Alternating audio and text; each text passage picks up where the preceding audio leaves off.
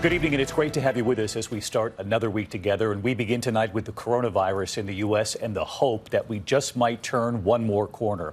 The CDC is now expected to release updated guidelines on masks outdoors for those who are fully vaccinated, with a renewed push to get to Americans who have not been vaccinated yet and those who have skipped their second doses of Pfizer or Moderna. With his 100-day benchmark approaching, President Biden is expected to reveal those new CDC mask guidelines tomorrow.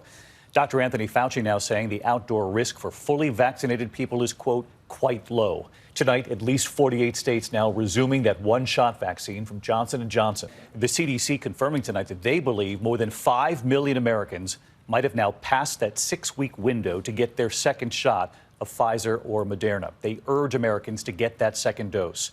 Nearly 140 million people in the U.S. now receiving at least one dose of vaccine. That's nearly 54% of adults in this country now. ABC's Eva Pilgrim leading us off tonight. Tonight, with nearly 96 million Americans fully vaccinated and spending more time outdoors, the CDC expected to release new guidance for masks outside. I think it's pretty common sense now that outdoor risk is really quite low, particularly if you are a vaccinated person wearing a mask outdoors. I mean, obviously the risk is minuscule. One study showing less than 10% of COVID infections occurred outside. From Rhode Island to Nashville, officials starting to lift outdoor mask rules. I think everyone's kind of ready for this. We're getting back to normalcy.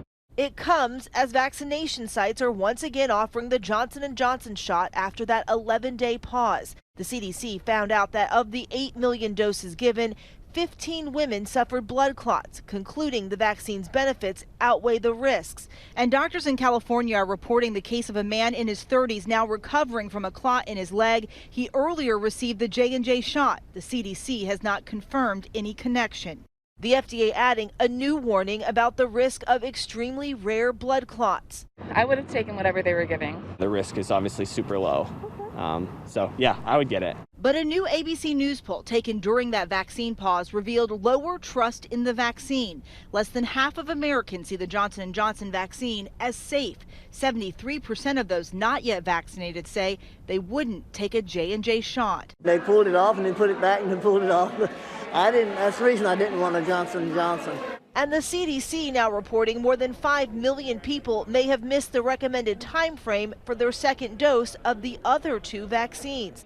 Zvi Shalom is holding off on his second dose, saying he still has a headache that started after the first Moderna dose. It didn't make sense at this point to get a second dose, obviously, until the symptoms resolve. With the daily vaccinations dropping to an average 2.75 million shots, the challenge ahead is how to counter overall vaccine hesitancy.